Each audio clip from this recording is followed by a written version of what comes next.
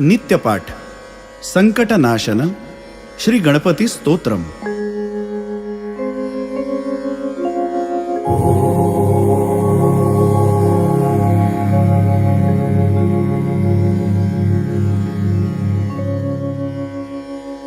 श्री गणेशाय नमः. नारद उवाच प्रणम्य शिरसा देवं गौरीपुत्रं विनायकं भक्तावासं स्मरे नित्यम् आयुः कामार्थसिद्धये.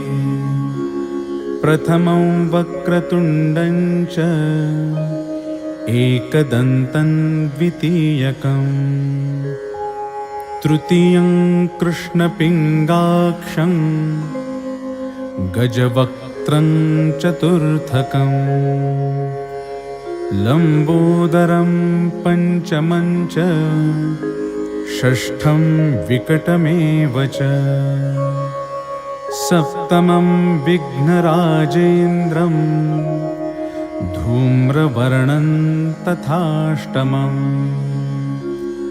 नवमं भालचन्द्रं च दशमं तु विनायकम् एकादशं गणपतिं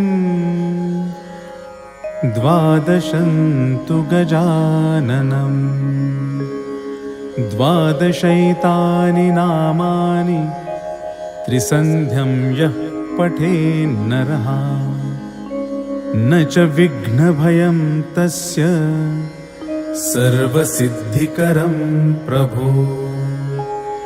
विद्यार्थी लभते विद्यां धनार्थी लभते धनम् पुत्रार्थी लभते पुत्रान् मोक्षार्थी लभते गतिम्. जपेद् गणपतिस्तोत्रं षड्भिर्मासैः फलं लभेत्.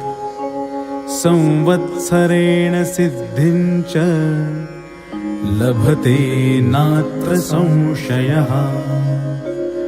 अष्टभ्यो ब्राह्मणेभ्यश्च लिखित्वा यः समर्पयेत् तस्य विद्या भवेत् सर्वा गणेशस्य प्रसादतः. इति श्री नारदपुराणे संकटनाशन गणेशस्तोत्रम् सम्पूर्णम्.